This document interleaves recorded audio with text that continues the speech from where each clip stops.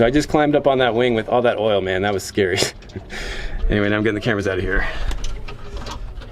And all these flights, the Twin Beach will be coming back and forth to move pilots. So it'll be totally rad. I don't think anything except for the SX doesn't have a round motor on it.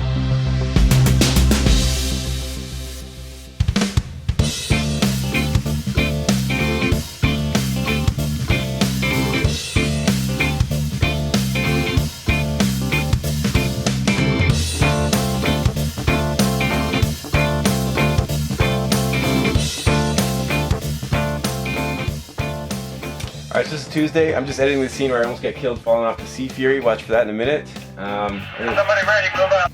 Let's check this out. So this is the Formula Ones doing their qual session. So we got two guys coming around 4, 5, and 6.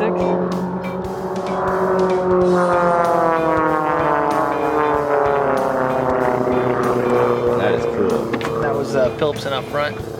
So the Phillipson just put a new prop on last night. Supposedly they got some hot rod motor work done and they're making big power. So this is his big chance to put up or shut up. So the whole world's watching. And I got a soundbite with him, right? Yep. Sweet, I'll use that. So what are you working on here? Swapping props. So I flew this up from Chico up over the hill this morning. It's a cruiser prop and we're putting a race prop on now. So we'll run that for the rest of the weekend and then after that's done, we'll pull that prop off, put this prop back on, fly it back over the hill.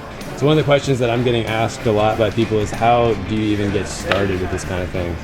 How do you get started? Well, the best thing is to come out here and just hang out, get to know the people, get to know the crews, get to know the pilots. So the thing is just come on out here and start getting to know people. There's always room on a crew to help polish the airplane, clean the airplane, do this, run this, go help get it out on the runway. And you do that the next year and do that the next year and next thing you know, you're in it, you're in the system. So it's really about kind of getting a mentor. Yep. So we'll catch back up with Phillips and a bunch of the other racers that we talked to in a future vlog. For now, let's get back to the end of day one, just getting here with all these aircraft. Any debrief stuff for us? All right, welcome to Reno. Just gonna rip the cameras off these airplanes and go do it again. So you can see how high this airplane is to get up there. So you have to step into this stirrup, grab that handhold, put your foot here. This thing goes down like a step, but you can see how oily it is, man. There is oil all along the wing. And then you go way up there. So getting in and out, it's a long way down. So I just climbed up on that wing with all that oil, man. That was scary. Anyway, now I'm getting the cameras out of here. Okay, so you don't get many race injuries, but this is kind of how they happen, right? right about. It's like the scariest thing I'm gonna do today, I think. Yeah. So I'm gonna try to get into that recessed step, right? If once you turn your foot, you can go in further. Yeah. Okay.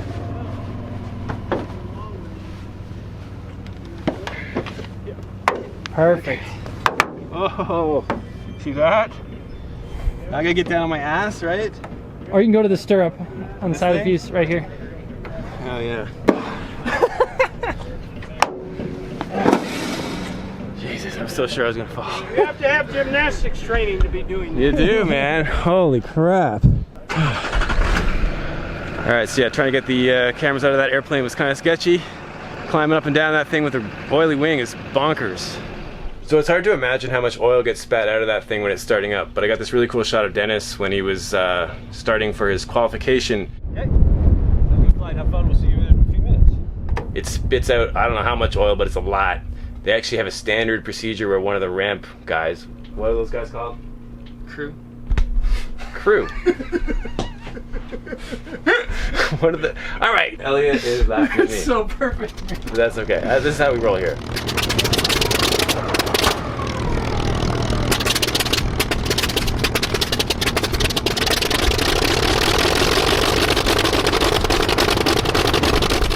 One of the crew guys gets out there with a rag after startup, climbs back up on the wing and needs help. There's another crew guy holding his leg because there's so much oil on the wing.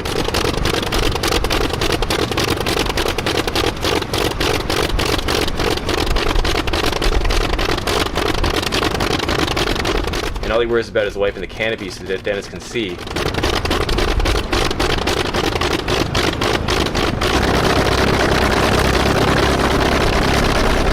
Gets back down, Dennis finishes the start process, and then he's holding the rag up again because you can see it's pretty legit that he might need to wipe it again. But in this case, Dennis waved him off, and he went and did his qualification.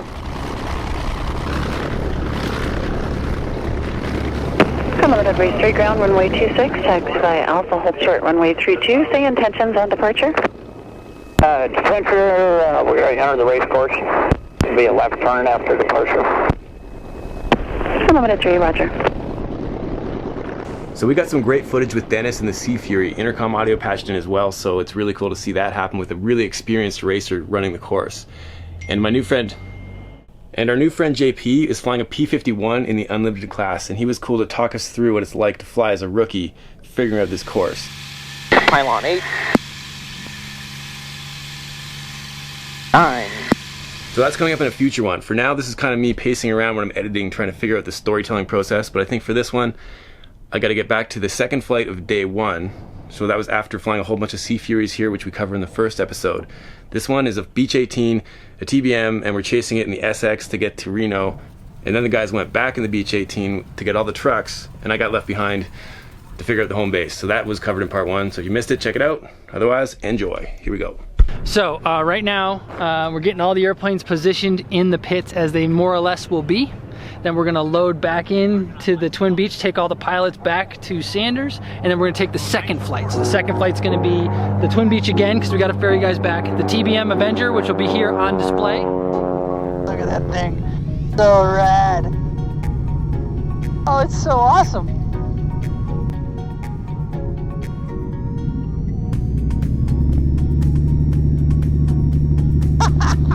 Look at that thing. So who's flying it? Dennis in the front, David's in the back. And all these flights, the Twin Beach will be coming back and forth to move pilots. So it'll be totally rad. I don't think anything except for the SX doesn't have a round motor on it.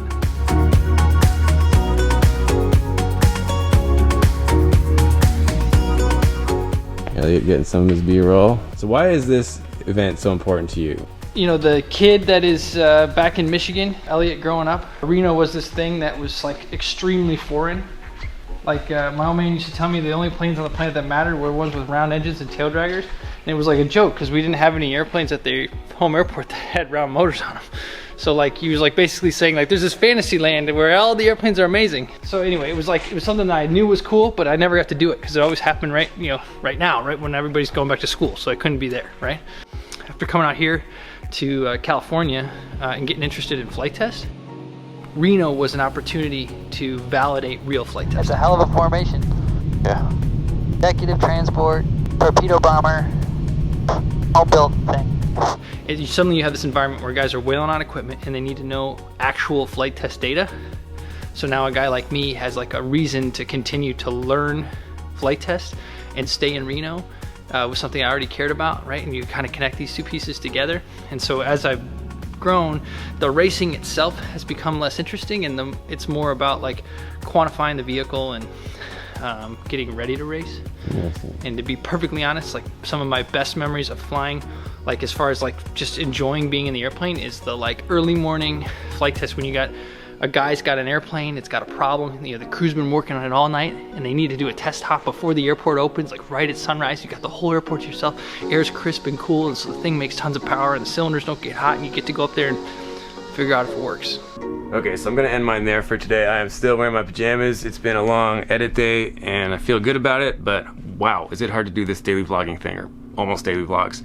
Anyways, we're heading to Starbucks right now to upload, so this will be live shortly, or I guess it's already live. I'm tired. Anyways, Elliot also has posted his qualification, so check out his channel, and we'll be getting into the racing shortly. So thanks again for sticking around for this real-time stuff. Please share it, and we'll see you next time.